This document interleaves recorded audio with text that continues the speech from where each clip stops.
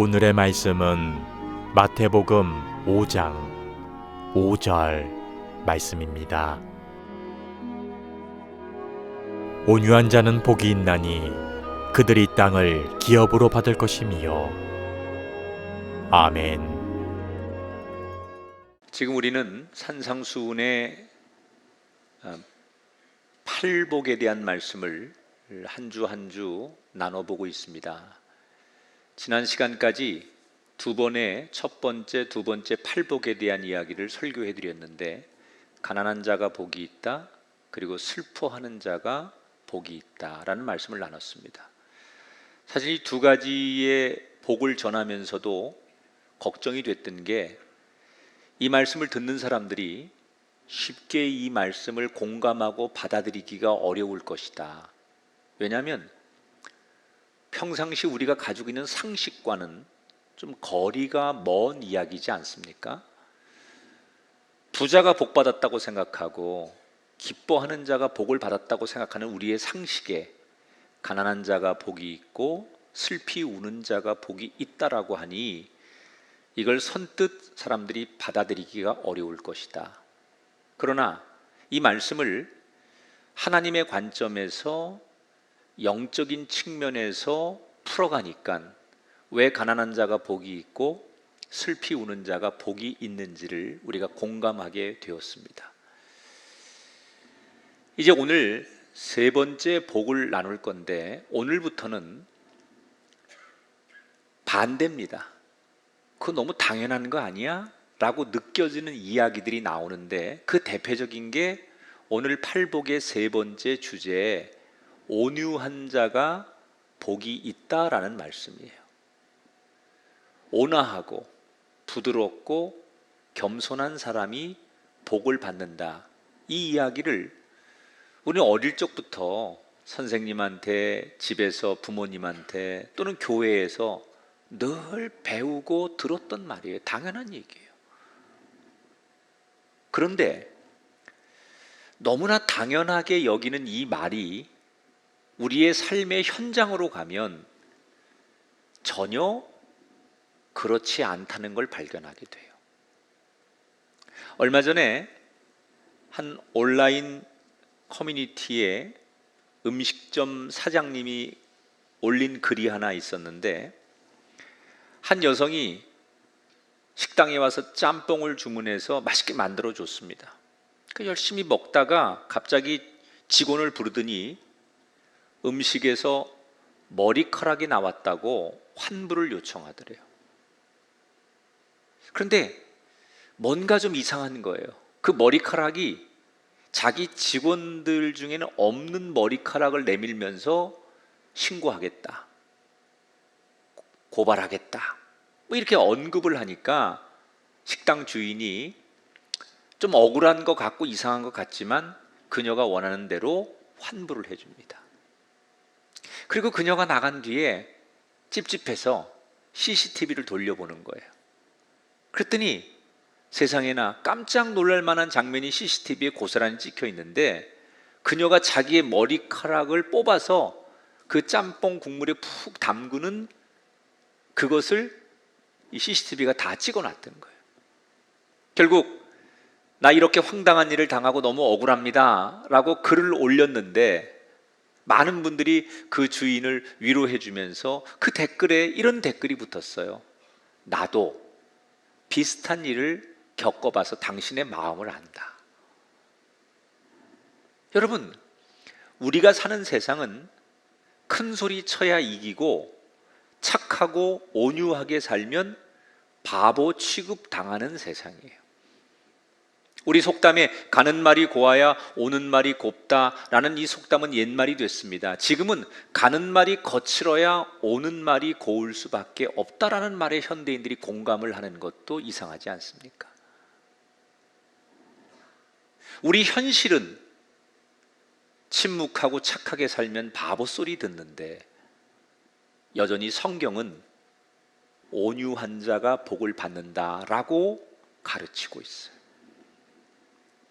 도대체 예수님은 무슨 뜻으로 이 현실과 좀 거리감이 있는 온유한 자가 복을 받는다라고 말씀하시는 거고, 과연 온유하게 살기 위해선 어떻게 사는 것이 온유하게 사는 것일까? 자, 이 성경에서 말하는 온유함은 역시 단순한 우리의 성품을 이야기하는 게 아니에요. 우리의 영의 상태를 얘기하는 거예요. 그러니까 선천적으로 착하게 태어났고 그 사람이 남들에게 교양 있고 매너 있고 좋은 사람 소리 듣는 것으로 온유하다, 그게 아니고요. 성경이 말하는 온유한 심령은 하나님을 만나기 전에는, 하나님을 모를 때는 나밖에 모르죠, 사람이.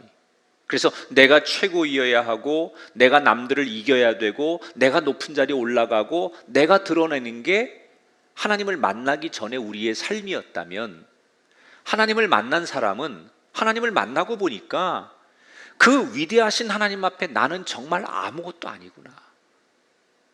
그 대단하신 하나님 앞에 내가 이렇게 보잘것없는 죄인이구나.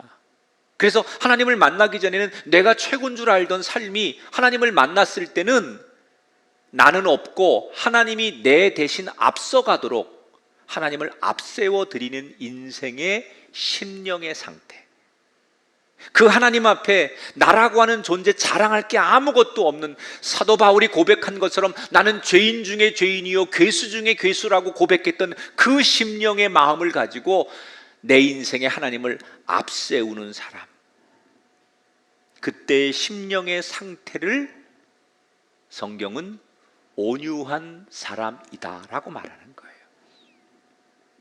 그러니까 천성이 착하기 때문에 예수 안 믿어도 온유하다, 그게 아니고 하나님으로 인하여 내 성품이 바뀌고 내 삶의 가치관이 바뀌었을 때 그때의 상태를 온유하다라고 하는 거죠. 그럼 이런 온유한 자로 살기 위해서, 그런 심령이 되기 위해서 우리가 꼭 붙들어야 될 게 뭐가 있을까? 첫째는 하나님이 어떤 상황에서도 결과를 승리로 이끄실 것을 믿는다면 우리는 우리에게 주어진 상황에서 늘 여유를 가져야 돼요. 우리가 살다 보면 억울하고 답답하고 기가 막힌 일을 만납니다. 나는 잘못한 게 없는데 내가 모든 걸 뒤집어 쓰고 책임지고 손해를 봐야 되고 억울하게 욕을 먹고 돈을 뺏길 때가 있어요. 또 불법을 저지른 사람이 오히려 떵떵거리고 살고 법을 잘 지키고 가치를 지킨 사람이 손해를 보면서 한없이 피해를 당할 때가 있어요. 이런 일을 당하면 대개 사람들은 억울하니까, 분노가 치밀어 오르니까 이 답답한 상황을 이겨보려고 가서 따지고 싸워요. 그리고 그거 가지고 안 되면 법으로 가서 내 이 부당함을, 잘못된 것을 바꿔달라고 자신의 억울함을 호소하죠. 어떤 사람은 그 세상에 또는 법에다가 분노를 터뜨릴 수 없어서 자기 자신에게 속으로 분노를 터뜨리는 사람이 있어요. 세상에 나가서 그 사람한테는 그렇게 못하고 내가 너무 화가 나니까 나한테 분노를 터뜨리는 거예요. 그러면 이런 것들이 쌓이고 쌓이면 한국 사람들이 다 가지고 있는 병 중에 하나가 뭐예요? 화병이라는 거예요. 자기 자신을 저주하고 자기 자신을 학대하다 보면 자기 스스로 자기에게 분노를 터뜨리는 병, 이게 화병이죠.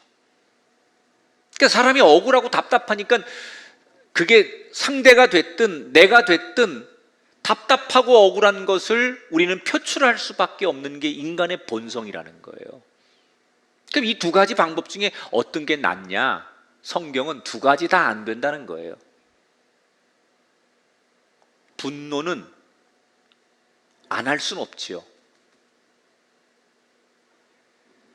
예수님께서 분을 일으켜도 해가 지기 전에 그 분을 풀라고 했지, 사람에게 분노라는 감정이 안 생길 수는 없어요. 그런데 빨리 그 분노의 함정에서 빠져나올 수 있어야 된다는 거예요. 이 분노의 함정에서 자기 인생을 건져서 행복해진 대표적인 사람이 모세입니다. 모세는 태어날 때 죽어야 하는 운명이었어요. 그가 태어나 보니까 자기의 민족은 이집트의 노예로 있었고 이집트의 왕이 히브리 아기들, 남자들 다 죽여라 이렇게 명령했기 때문에 모세는 태어나자마자 죽어야 되는 운명이었죠. 그런데 그의 어머니가 차마 자식을 죽일 수 없어서 고민하다가 그 자식을 갈대 상자에 집어넣고 그냥 세상의 운명에 맡기듯 정처 없이 떠내려가는 강물에 그 아기를 띄워보내요. 그런데 놀라운 일이 일어납니다. 저 강 밑에서 때마침 이집트의 공주가 시녀들하고 나와 목욕을 하다가 저기서부터 갈대 상자 하나가 내려오는데 그 안에 아기가 있는 거예요. 그 아기를 보는 순간, 아기하고 눈이 딱 마주쳐지는 순간 이 공주가 여성 특유의 모성애를 느끼며 이 아기를 키워야겠다. 그래서 양자를 삼는 거예요. 제가 이 말씀 출애굽기 때 다 여러분에게 전했는데 그건 하나님이 연출하는 거죠. 하나님이 그 타이밍에 맞춰서 공주가 나오게 하고 그 타이밍에 맞춰서 그 아이의 눈을 마주보게 하고 그때 아이의 울음소리를 들으면서 모성애를 느끼게 하고 이 모든 것들이 하나님이 연출하셨기 때문에 가능한 것이다. 그래서 모세의 운명이 바뀌죠. 죽어야 했던 그의 운명이 어느 날 갑자기 공주의 아들로 궁궐에서 살게 돼요. 모세라는 이름과 함께 그의 인생은 새롭게 시작이 됩니다. 그런데 이게 왕족으로 살다 보니 어린 모세는 세상 말로 거칠 것이 없는 성격이 되는 거예요. 자기가 명령만 하면, 말만 하면 뭐든지 와서 엎드리고 다 자기 것이 될 수 있고 자기가 뜻한 건 다 자기 마음대로 될 수 있는 위치에 살다 보니 아주 어릴 때부터 모세는 성격이 난폭하고 급하고 욕심 많고 다혈질적인 성격으로 자라나요. 그리고 그렇게 살아도 되는 줄 알았어요. 그런데 어느 날 그가 성장해서 나이 40이 되었을 때 우연히 이집트의 감독관이 히브리 노예를 너무 심하게 학대하는 걸 말리다가 그 싸움에 말려들어 사람 하나를 죽이게 됩니다. 그리고 이 사건 때문에 모세는 더 이상 이집트에 머물 수 없어 광야로 도망을 치고 거기에서 이제 모든 세상 것을 뒤로 하고 숨어서 평범한 목동의 삶을 살기로 하고 한 여자를 만나 가정을 꾸리고 살아요. 그렇게 나이 80이 되었습니다. 다른 사람 같으면 80의 나이라는 것은 인생이 거의 마무리될 때쯤의 나이인데 모세는 인생이 마무리될 거라고 생각했던 80의 나이에 하나님이 그를 부르세요. 이집트로 가라는 거예요. 내 동족을 구출해내라는 거예요. 몇 번이고 갈 수 없다고 고개를 가로저어 보지만 하나님의 뜻을 꺾을 수 없어 그는 이집트로 가서 파라오 왕과 맞서면서 기가 막힌 소설과도 같은 영화와도 같은 장면들이 연출되면서 이스라엘 백성들을 해방시키는데 성공을 하게 됩니다. 자, 이제는 모세의 인생에 더 이상 불행할 일은 없을 것 같았어요. 하나님이 원하시는 대로 그 늙은 나이에 이집트로 가서 극적으로 이스라엘 백성들을 해방시키는 데까지 자기의 임무를 다 했으니 이제 더 이상 어떤 불행이 자기 앞에 올 거라고 생각하겠어요? 행복한 일만 남았다고 생각하는 거예요. 그런데 아니었습니다. 이스라엘 백성들이 뭐 요만큼만 뭐가 있으면 모세를 찾아와서 불평하고 원망하고 시비를 걸고 다툼이 생기는 거예요. 사실 모세는 하나님이 인도하시는 구름 기둥과 불 기둥을 따라서 지금 가고 있을 뿐인데 백성들은 모세한테 찾아와서 왜 해가 일찍 떨어졌느냐? 왜 더운데 구름이 더 넓지 않냐? 왜 우리가 목마른데 물이 없냐? 사실 모세도 하나님이 구름 기둥과 불 기둥으로 이끄는 대로 가는 거지 모세 마음대로 하는 게 아니거든요. 그런데 사람들은 전부 다 모세한테 와가지고 불편하고 힘든 걸 다 모세한테 퍼부면서 모세를 원망하는 거예요. 어느 날 하나님께서 모세에게 말씀을 하시길래 모세는 겸손히 그 말씀을 듣고 그대로 백성들에게 전했을 뿐인데, 사람들은 완악해서 모세를 향해서 삿대질하면서 네가 뭔데 우리한테 명령질이냐? 네가 뭔데 우리한테 이래라 저래라 하느냐? 그러면서 모세에게 항의하고 폭동을 일으키고 폭력을 쓰는 거예요. 이런 일이 반복되다가 민수기에 가보면 심지어 그런 무리들 가운데 친형이었던 아론과 친누나 미리암까지도 그런 군중의 한 사람으로 자기를 괴롭히게 되지요. 이때 모세의 심정이 어땠을 것 같아요? 너무 억울하고 너무 힘들었을 거예요. 내가 뭘 잘못했어? 나는 그저 하나님이 시켜서 한 것뿐인데 뭣도 모르고 사람들은 다 나한테 와서 문제 제기를 해요. 이게 웬만한 사람 같으면 이 부당함 앞에 분노가 일어나서 제 성질을 못 이겨서 화병이 날 만도 할 상황이에요. 조금 전에 얘기한 대로 모세가 어릴 적부터 가졌던 그의 기질, 조금도 참지 못하고 불의를 보면 견디지 못하는 성질 급한 그 다혈질의 모세라고 한다면 이 정도 되면 말할 것도 없지요. 힘으로나 다른 방법으로 못된 사람들을 얼마든지 혼내줄 수 있었을 거예요. 우리가 아는 모세는 그러고도 남을 사람이에요. 그런데 성경에서 놀라운 증언을 합니다. 민수기 12장 말씀 볼까요? 이 사람 모세는 온유함이 지면의 모든 사람보다 더하더라.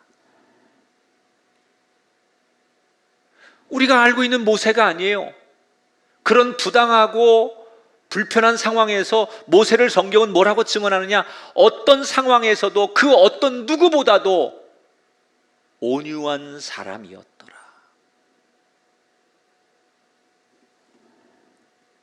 다혈질, 자기 주관이 너무 강해서 제 성질을 이기지 못해서 사람을 죽이기까지 했던 모세가 어떻게 이렇게 180도 달라질 수 있었을까? 여러분, 모세가 도대체 무슨 일이 있었길래 이렇게 달라진 걸까?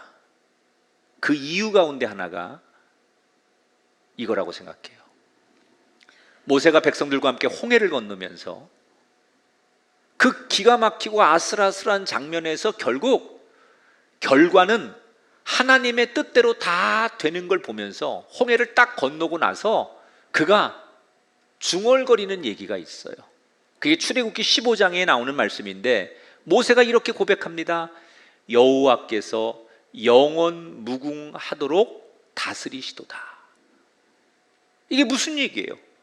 아무리 우리가 뭐 안 돼 또는 우리가 힘을 합쳐서 해보자 이렇게 애쓰고 힘쓰고 노력해도 결과는 결국 하나님의 뜻대로 이루어지는구나. 아무리 사람이 힘쓰고 애쓰고 노력해도 모든 승리는 결국 하나님의 손에 있는 거구나. 홍해바다를 건너면서 모세는 내가 아무리 안 된다고 말하고 우리가 아무리 할 수 있다고 말해도 그건 아무 소용이 없다는 거예요. 그 결과는 결국 하나님 뜻대로 되고 그 결과는 하나님 손에 있다는 것을 광야를 지나며 홍해를 건너며 모세는 깨닫게 된 거예요. 그때부터 모세는 하나님을 신뢰하게 되었어요. 어떤 상황이 자기 앞에 놓여도 아무리 억울하고 힘들고 부당하고 별의별 일이 다 있어도 최악의 상황이 왔을지라도 그가 요동하지 않고 모든 사람들에게 온유할 수 있었던 이유는 바로 이거예요. 아무리 난리치고 아무리 무슨 일이 일어나는 것처럼 인간들이 벌떼처럼 몰려들어도 이게 지나고 나면 다 하나님 뜻대로 되는 걸 알았기 때문에, 그래서 모세는 그 상황에서 자기의 기질대로 살지 않고 여유를 가지고 살았어요. 사람들이 막 난리치고 와서 멱살 잡고 막 폭력을 써도 씩 웃으면서 그걸 넘길 수 있었던 여유는 뭐냐? 지나고 나면 다 모든 결과가 하나님 손에 의해서 움직여진다는 걸 알았기 때문에 여유, 다시 말하면 온유함을 가질 수 있었다는 거예요. 다윗도 그랬어요. 다윗도 도망치는 인생에서 어느 날 왕이 된 뒤에 자신의 삶을 돌아보며 그가 이런 고백을 합니다. 시편 37편에 보니까 악을 행하는 자들 때문에 불평하지 말며 불의를 행하는 자들을 시기하지 말지어다. 여호와 앞에 분을 그치고 노를 버리며 불평하지 말라. 온유한 자들은 땅을 차지하리로다 그랬어요. 다윗이 이런 고백을 할 수 있었던 것은 이유가 분명하기 때문이에요. 28절에 보면 여호와께서 정의를 사랑하시고 그의 성도를 버리지 아니하심이로다. 다윗도 경험한 거예요. 그때는 잠시 악인의 꾀가 이기는 것 같고, 그때는 사람의 지혜가 분명히 이기는 것 같았는데, 시간이 지나니까 결국은 승리는 누구의 것이다? 여호와의 것이다. 그때는 내가 억울한 것 같고 이렇게 살면 안 되는 것 같고 그 사람들이 득세하는 것 같았는데, 조금 지나고 나니까 결국 다 하나님의 뜻 안에서 이루어지는 걸 다윗은 경험한 거예요. 그러니 다윗은 우리의 인생 무슨 일을 만나도, 내 뜻대로 안 되고 억울한 일을 만나도 결국 하나님 손에 결과가 달렸으니 여유를 가지고 그저 온유함을 가지고 살면 하나님께서 우리 인생을 책임지신다는 거예요.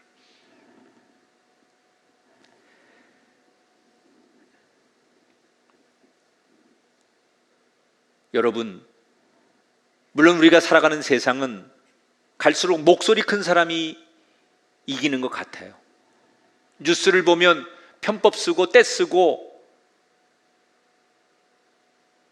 온갖 수단 방법을 다 동원해서 떵떵거리고 사는 사람들 보면 괜히 내가 이렇게 사는 게 바보 같고 억울하기도 하고 나도 저렇게 살아야 하는 것 아닌가, 이런 유혹을 받을 때도 있어요. 그러나 오늘 주님은 우리에게 가르칩니다. 그 유혹에 넘어가지 말라는 거예요. 언제나 진리가 이긴다는 거예요. 지금 예수님이 가르치는 온유한 자가 복이 있다라는 이 온유함은 우리가 할 수 있는 일이 없어서 힘없는 존재이기 때문에 아무것도 못하고 그냥 착하게 살란 얘기가 아니에요. 온유함은 맞설 힘이 없어서 어쩔 수 없는 연약한 사람이 하는 게 아니라 분명한 믿음이 있고 영혼의 힘이 있는 사람이 쓸 수 있는 엄청난 특권을 누리라는 거예요. 능력이 없어서 온유함으로 사는 게 아니에요. 영혼의 힘, 믿음의 힘이 있는 사람만이 온유함을 써먹을 수 있다는 거예요.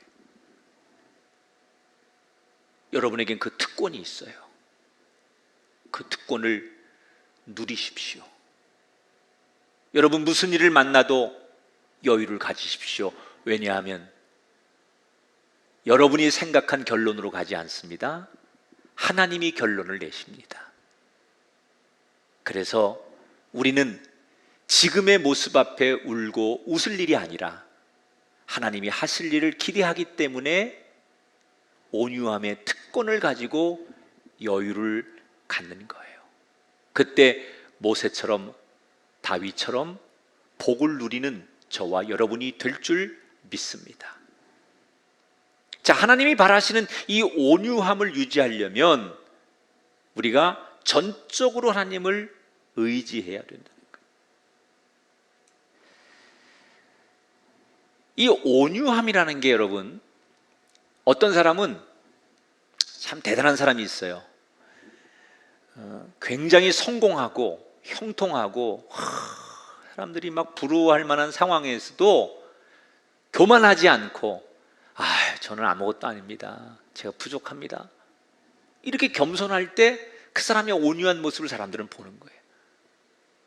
또 반대로 너무나 억울하고 큰 불행을 만났는데 그런 상황에서도 침착하게 힘들지만 괜찮습니다 라고 오히려 다른 사람들을 위로할 때 우리는 그런 모습을 보면서 이 사람의 온유함을 보는 거예요. 그런데 우리가 모두 다 칭찬할 만한 이런 상황에서 그 온유함을 보여주는 사람들이 조심할 게 하나 있어요. 그게 뭐냐? 사람들이 저 사람 참 대단해. 저 상황에서 어떻게 저렇게 겸손하지?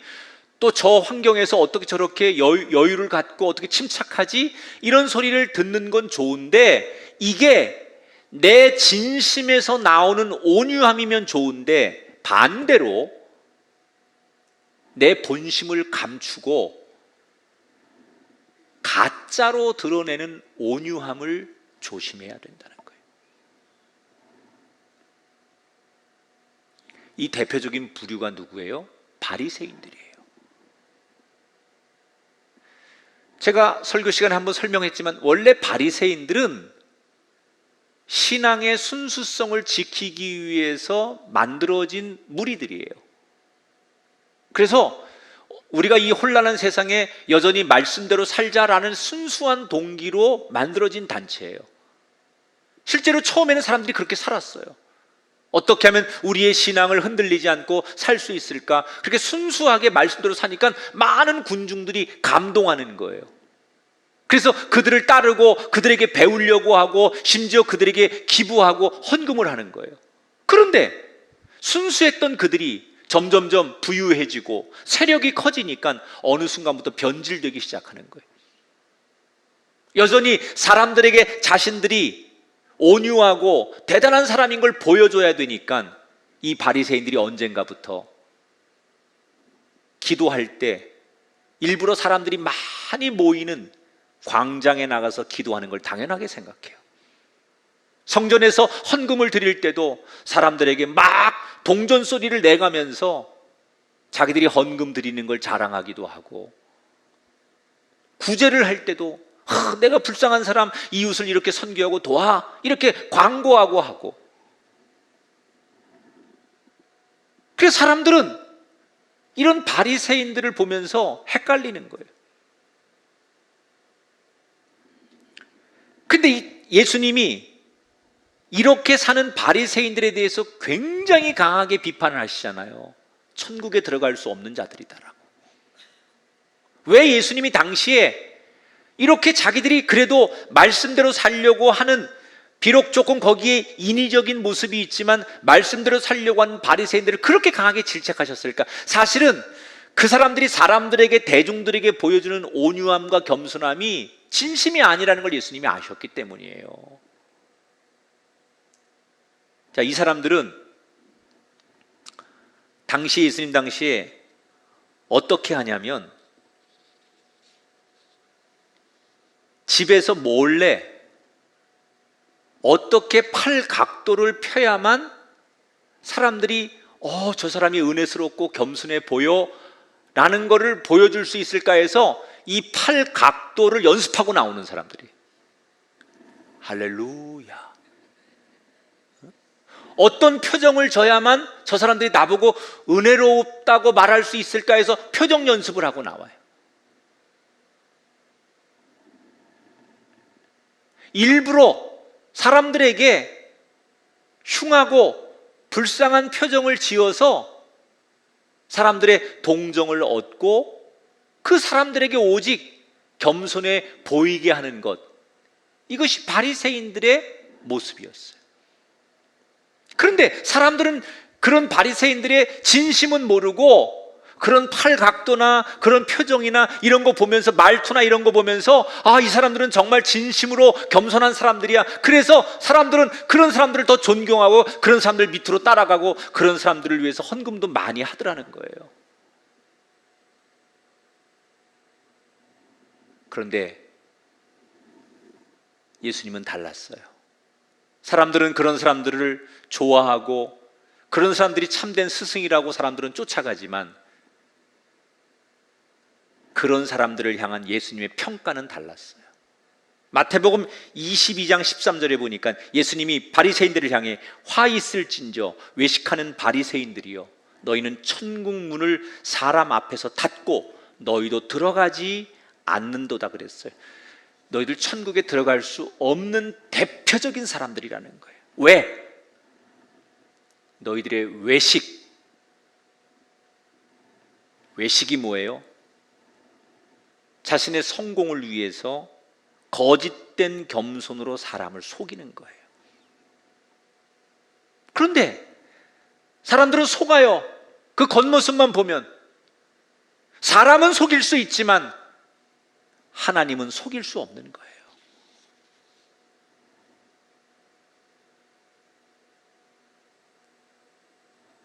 온유한 자가 복이 있다는 예수님 말씀은 영원한 진리입니다.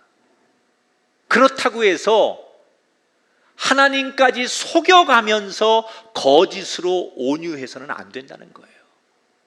근데 우리가 교회 다니는 사람들이 이 유혹에 제일 많이 빠져요.